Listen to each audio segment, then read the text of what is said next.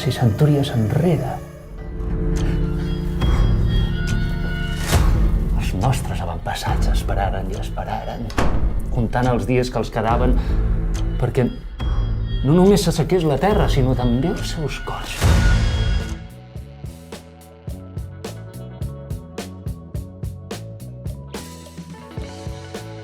Què és Ave Maria? Ave Maria és la història d'una família religiosa que adora un gall, que segueix unes normes, i és una religió que obliga a practicar l'incesto entre els germans.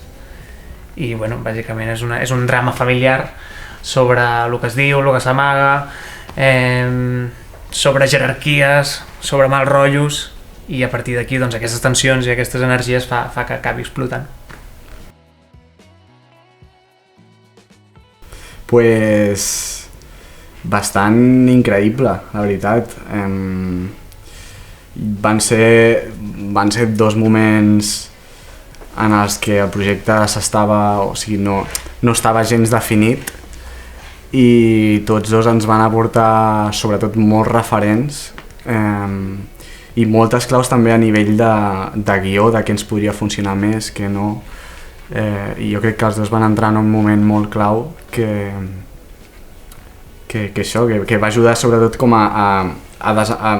a desenvolupar el projecte, sinó a definir-lo, el que és, jo crec, ara Ave Maria. Sí que òbviament després ha canviat també moltíssim, no? Però especialment jo recordo molts referents que ens van donar al seu dia i que continuen estant presents encara.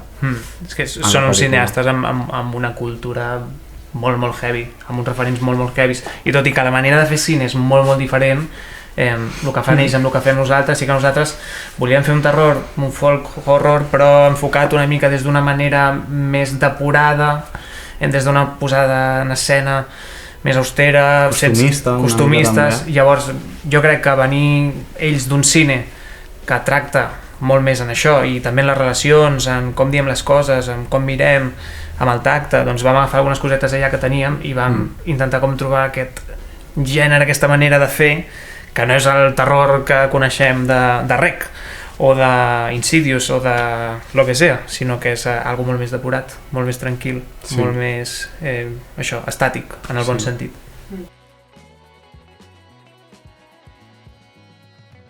Jo crec que de fet no va ser cap decisió presa en cap moment, va ser algo que simplement va ser des del principi.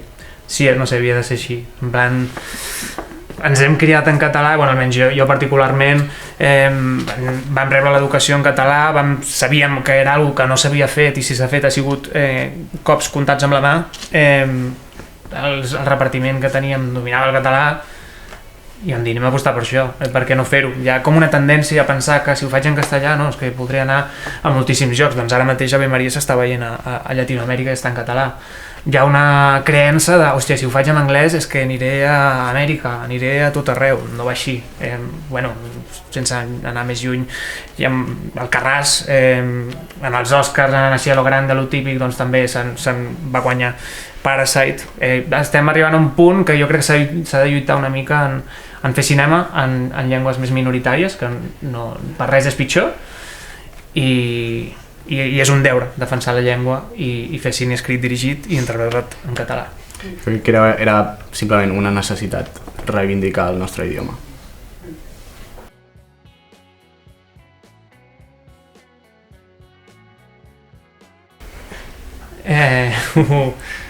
Tingues molts amics i familiars, primer et diria.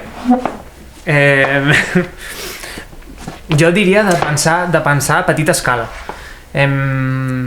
Per molt bo que siguis, em dóna la sensació, sense nosaltres ser grans directors ni res, que hem de començar i crec que prou feines sabem ni si ens considerem directors encara, però diria que el millor consell és mantenir-ho a petita escala, tenir molt clar cap on el que vols dir i dir, hòstia, com ho podem fer d'una manera senzilla, amb els pocs recursos que tinc, i efectiva. Jo crec que és el millor consell, anar a buscar les coses concretes del que vols dir i no flipar-te, no dir, hòstia, doncs anem a fer aquí la gran cosa i el moviment de càmera, sigues intel·ligent amb els recursos que tens, amb la manera del cine que vols fer i i no et desviïs molt, perquè si no hi ha moltes possibilitats de que si vols fer el gran traveling amb la gran càmera i el gran set, que surti alguna cosa malament. Jo afegiria